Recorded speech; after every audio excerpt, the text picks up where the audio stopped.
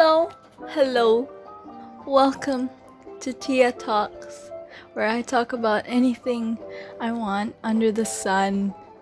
Today will be the first real episode where I will be talking about nature. Yes, that is right. I don't like poetry. I've never found it interesting. It's, to me, has always been highly pretentious, honestly. It still is. Especially like the ones that go like cigarettes and roses. You are my love. Like what even is that? Also, poetry is like, why talk like lyrically when you can sing it? And also like, why describe things when you can just like write normal prose and make a story out of it?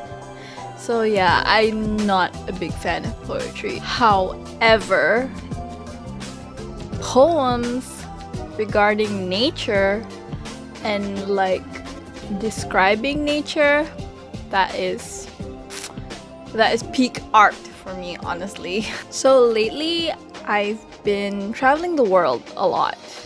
I enjoy traveling. Yes, I like the feel of being in an airplane, of running through an airport, of pulling on an extra layer of a jacket or something.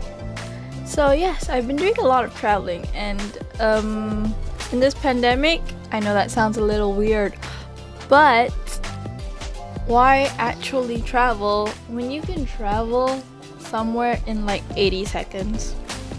Thus, the title of this episode, Around the World in 80 Seconds. Because today I'll be also talking about Google Earth.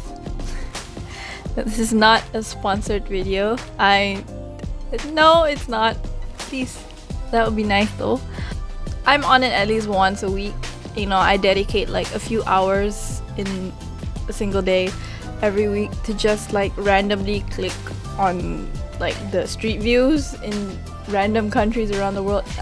I do that a lot, and it's really therapeutic. Like, I've been recommending this to my friends sometimes, and like, I don't know, some people just find it like, what, Google Earth?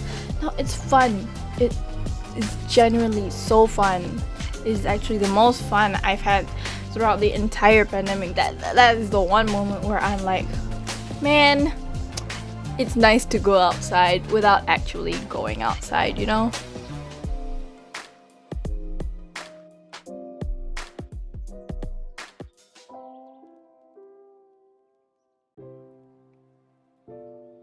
I also find it fascinating how nature's beauty can be translated through a digital lens like Google Earth to still inspire awe inside us.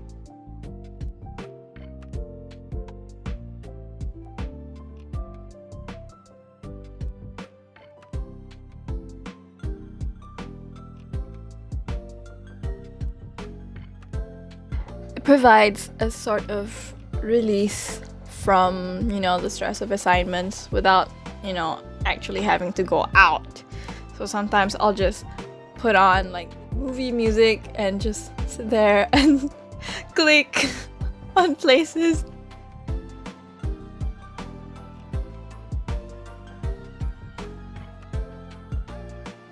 Poetry about nature really gets to me because, I mean, you're describing something so pure in such a pure art form.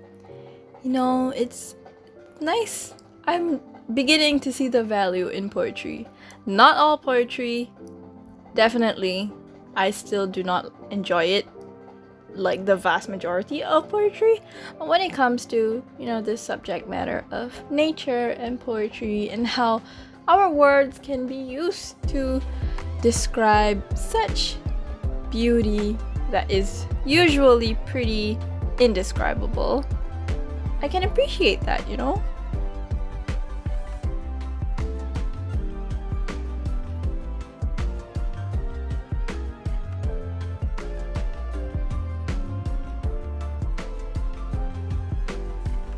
So, on the subject of beautiful words and nature, I have also been looking into letters, like letters written by normal people, by celebrities, to normal people, to other celebrities.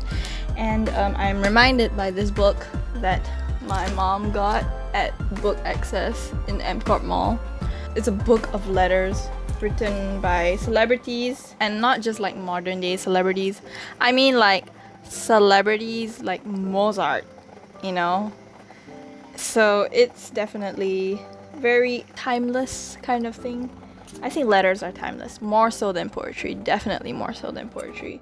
So one that I found particularly moving, that literally almost moved me to tears, is this called All This I Did Without You by Gerald Durrell to his young wife Lee McGeorge.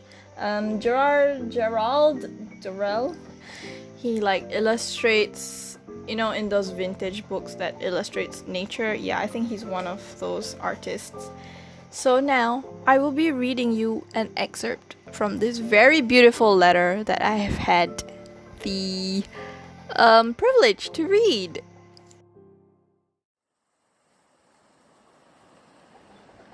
Now let me tell you something. I have seen 1,000 sunsets and sunrises, on land where it floods forest and mountains with honey-colored light, at sea where it rises and sets like a blood orange in a multicolored nest of cloud, slipping in and out of the vast ocean. I have seen 1,000 moons, harvest moons like gold coins, winter moons as white as ice chips, new moons like baby swans' feathers.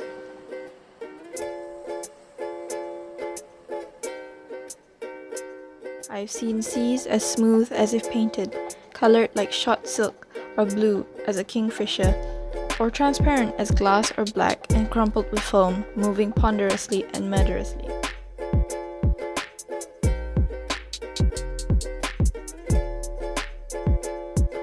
I have felt winds straight from the South Pole, bleak and wailing like a lost child, winds as tender and warm as a lover's breath, winds that carried the astringent smell of salt and the death of seaweeds, winds that carried the moist, rich smell of a forest floor.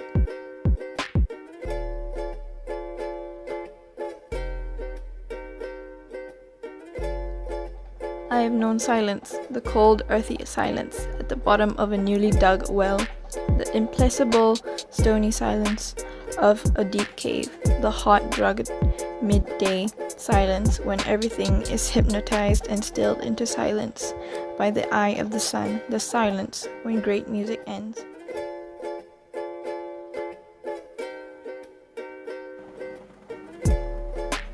I have heard summer cicadas cry so that the sound seems stitched into your bones. I have heard frogs in an orchestration as complicated as Bach singing in a forest lit by 1,000,000 emerald fireflies. I've seen hummingbirds flashing like opals round a tree of scarlet blossoms, humming like a top. I've seen flying fish skittering like quicksilver across the blue waves, drawing silver lines on the surface with their tails. I've met 1,000 animals and seen 1,000 wonderful things, but all this I did without you. This was my loss. All this I want to do with you. This will be my gain. All this I would gladly have foregone for the sake of 1 minute of your company. For your laugh, your voice, your eyes, hair, lips, body, and above all, your sweet, ever-surprising mind, which is an enchanting quarry in which it is my privilege to delve.